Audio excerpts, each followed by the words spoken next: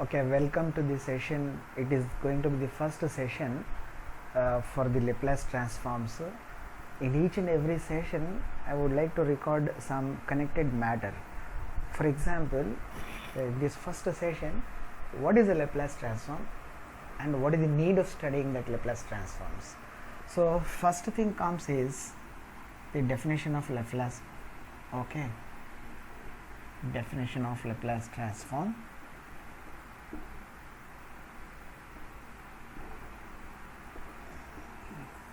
And need of studying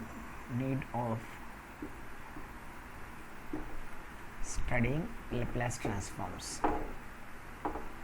I have written in short for Laplace transform. What is the need of studying? If you understand what is the need of studying that Laplace transform, I hope you will concentrate more on the definition of the Laplace transform. So instead of going as per the sequence in this way, it is better to first answer the second question, that is why we should study Laplace transforms. Okay, it is not that they are going to appear in the examination, that's why we have to study. However, that is there, but also there should be something above that. What is that? Let us see now.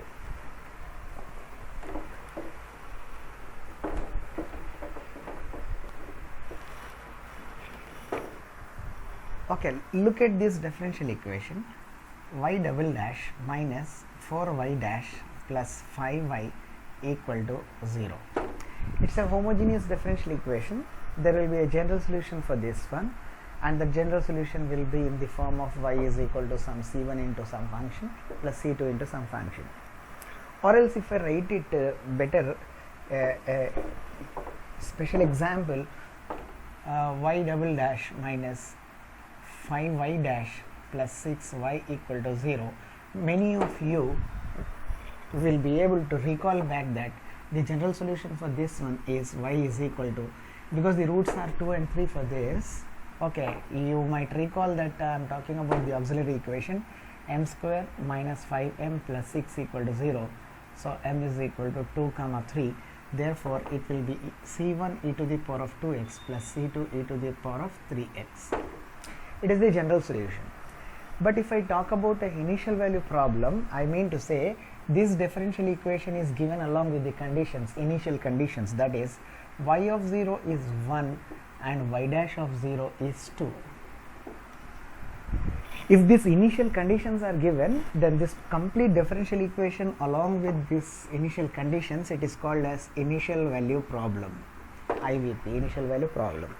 To solve this initial value problem, the normal routine is to get this general solution and then use these two conditions. If x is 0, y is given as 1. So substitute x value 0 and make y value as 1. You will get one equation in C1 and C2. Substitute x value 0 and make y dash equal to 2 by taking the derivative for this one. Substitute x value 0 in that and make the y dash value equal to 2. Then you will get another equation in C1 and C2. If you solve these two equations in C1 and C2, you will get the values of C1 and C2. So this is actually the general solution. Okay. But when you substitute the value of C1 and C2, whatever you get as per these conditions, initial conditions, you will get back y is equal to whatever value comes for C1, you substitute it here, and whatever value comes for C2, you substitute it here. Then this is going to become the particular solution of that initial value problem, whatever is given to us. So the normal routine is getting the general solution, then finding the arbitrary constants, okay, depending upon the conditions. So we get the particular solution of that. This is the normal routine. But if you use Laplace transforms and solve this initial value problem using Laplace transforms, if you solve this initial value problem, then you will not get this routine. Okay, without going to the general solution, directly you will get the particular solution. There is a procedure for that. It is to be dealt at the end, where we are ready to find the Laplace transforms of functions and take back the reverse, that is finding the inverse Laplace transforms. So if we are good at taking the Laplace transform and the inverse Laplace transform, then we will be able to solve these initial value problems using that Laplace transforms, and we will be getting the particular solution. But some of you may not agree with this, that is, I mean to say, this is not a special application. Instead of getting this way, we are getting the solution in a simpler way. So it is not to be treated as the application of Laplace transform very special. Then there is a second point to tell, that is, if this initial value problem I replace with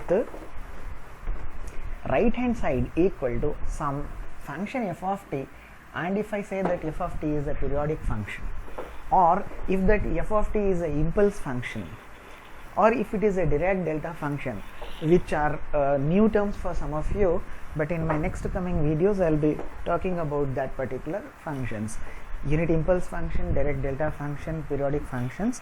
And when the right hand side is that type of function, of course when f of t is a very simple function, it is a non-homogeneous equation. You will calculate the particular integral, you will attach the complementary function to the particular integral, and then you will be getting back the general solution. But when f of t is somewhat complicated function, as in cases of many practical problems, oscillations, springs, spring systems, mass spring systems, so many practical applications, that f of t will be some complicated function. Very few examples, at least to talk about, that are periodic functions, discontinuous functions. You will be having so many other, like I said, Dirac delta function and unit impulse function. In that particular cases, it is necessary for us to solve the initial value problem using only Laplace transform. So with this much of basic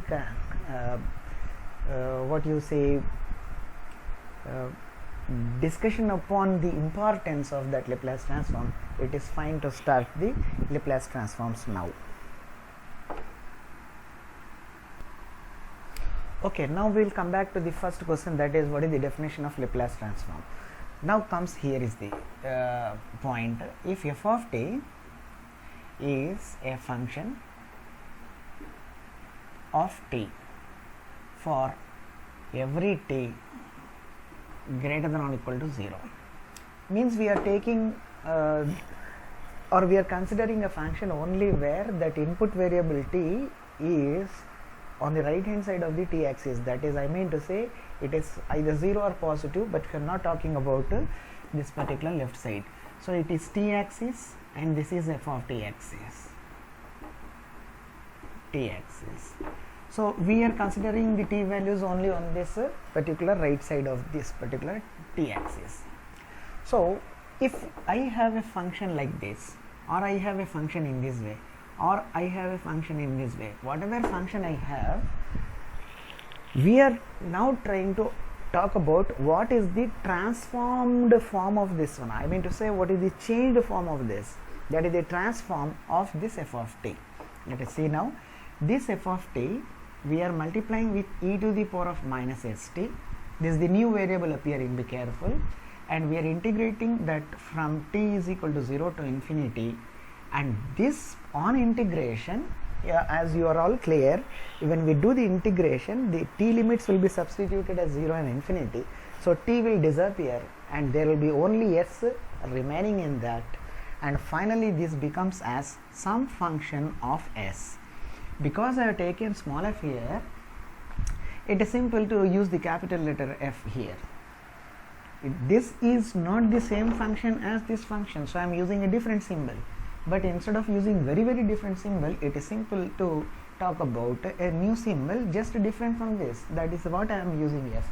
So this complete integral value will be a function in terms of s, because t is gone after substitution of the limits, and this f of s we call as the Laplace transform of f of t. What is that we are going to do here? Whatever function is taken here, we are multiplying with e power minus st, we are integrating it and substituting the, from the value of t from 0 to infinity. That this integral value will return as a function of s, and we call this function of s as Laplace transform. This is called Laplace transform of this function, and in short we say f of t Laplace transform is f of s. Now once we take a typical example, you will be getting very clear, you will become very clear about this particular issue.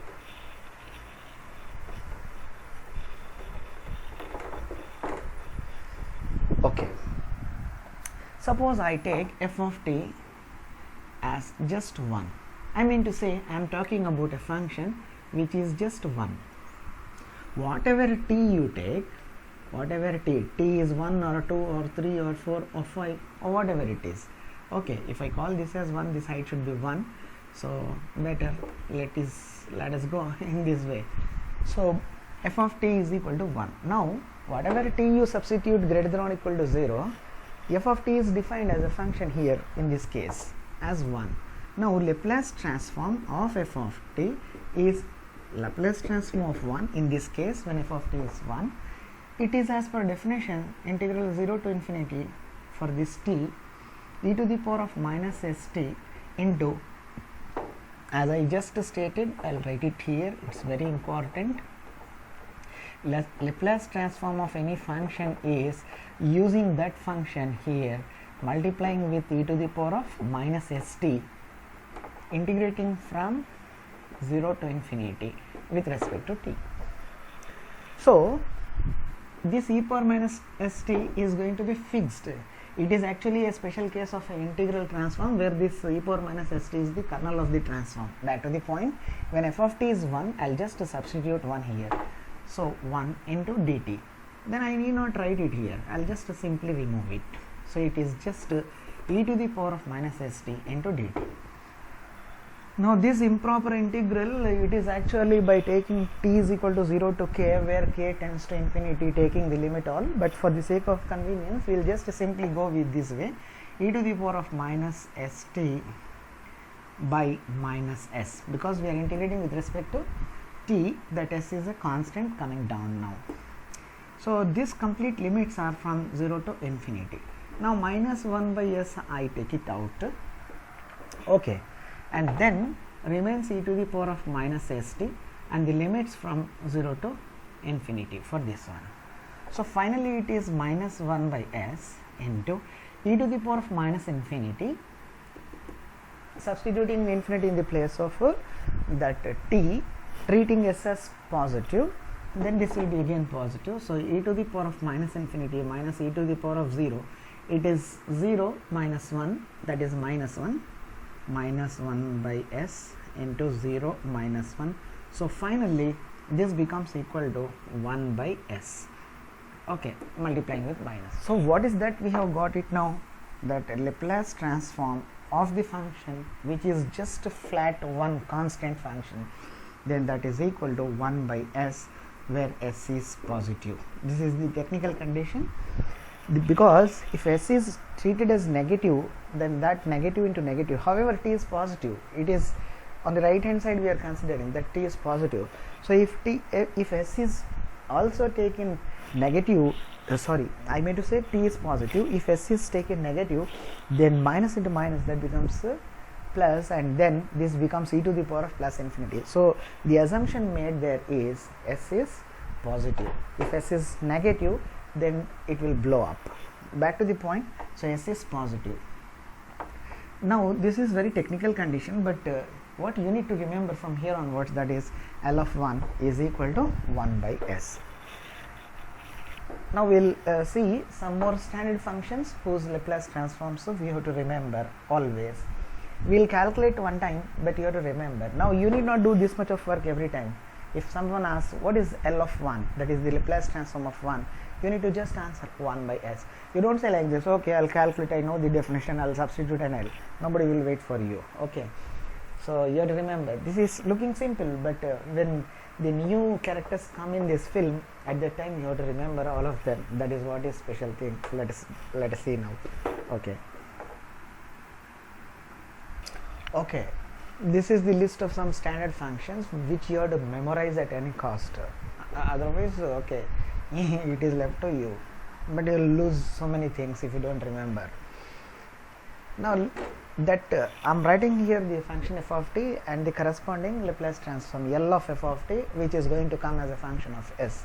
As I said some time back that we'll discuss f of t and f of s in more detail. I'll come to that one. First we'll have a list now. E to the power of at is the input function. Then the transform is 1 by s minus a. We have also proved just now. So t to the power of n, where n is 0, 1, 2, 3, so on. I mean to say it's a positive integer. Then in that case, it is n factorial by s to the power of n plus 1. But this to be used only when n is a positive integer.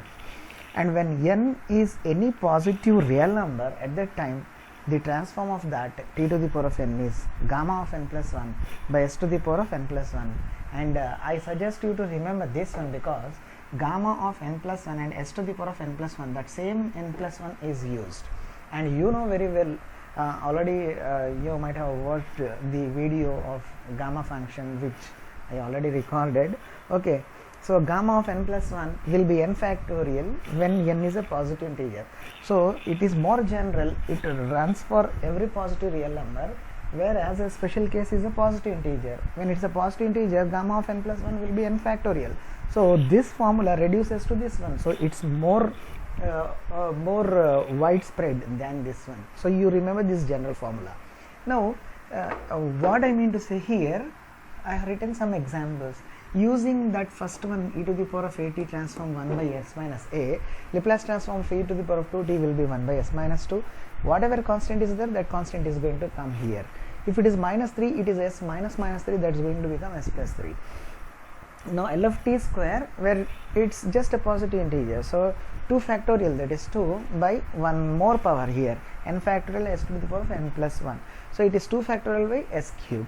It is 4 factorial by s to the power of 5. 4 factorial is 24. Now L of root t, it is just t to the power of half. Half is a positive real number. Now in this case it will be gamma half by s to the power of 3 by 2. Also that in the gamma function I said how gamma of half will be root pi. So gamma of half is root pi and s to the power of 3 by 2, that is s root s. Okay, of course. So this is the list of some standard functions, just only I have written 3. And out of that 3, these 2 are of course coming from this general one. So you need to remember very few standard functions and their Laplace transforms. Then you can do a lot many wonders. So these are 3. Okay, now let us see some more, and then we'll come to that between f of t and f of s, some discussion we'll do it. Okay, I'll pause it again and I'll make it ready for you. Okay, this is the list of some more functions, and we are not going to prepare a big list of 1000 functions and their transforms. There is no point in learning the Laplace transform techniques otherwise. If you remember all of them, there is no point. So you need to remember only very few. You see, I have ended up with 8 only, and this is the first one which we have done. L of 1 is 1 by s. Now for sine and cos, you have in the denominator s square plus a square, and for hyperbolic you have s square minus a square in both of them. And if you look at this sine and cos, the trigonometric functions, for sine I am using, for sine we have to remember a, and for cos you have to remember s. And you can remember in this way, cos, cos, it ends at s and the formula starts with s, like that somehow you remember. Okay, now when it is a in one case, s in one case, and when you settle down that s comes in cos, then the other one is with a, and that same a and s also will appear in the case of hyperbolic functions. I hope you will be able to memorize this one. And now let us have a short recap what we have done. So L of 1 is 1 by s, L of t power n is n factorial by s to the power of n plus 1, provided that factorial exists, that is in the case of a positive integer. L of t power n, that is for n belongs to z plus, that is a positive integer.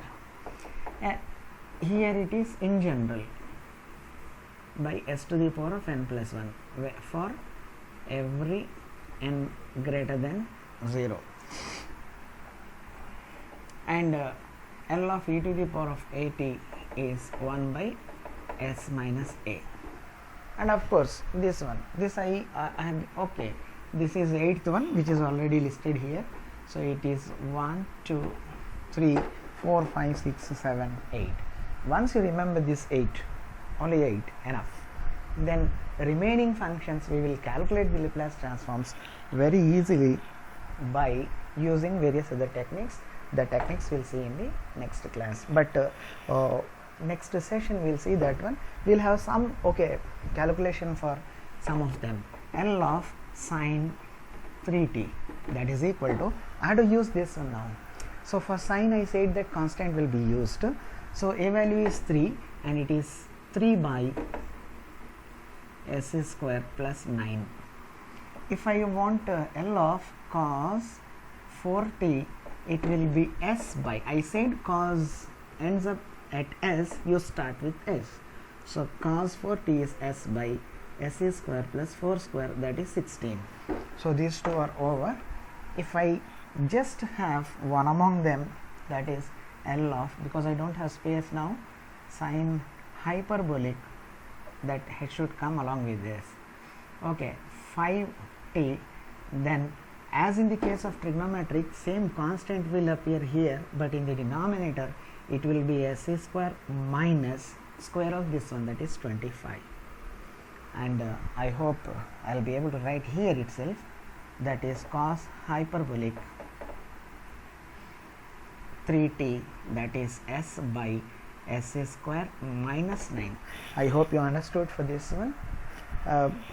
Let's do something for this also, that is L of, already we have done it, we have done it for this one. So be ready towards the next video, where we will see what are the properties satisfied by Laplace transform and how to find the Laplace transforms of various other functions using the properties of Laplace transforms. Thank you.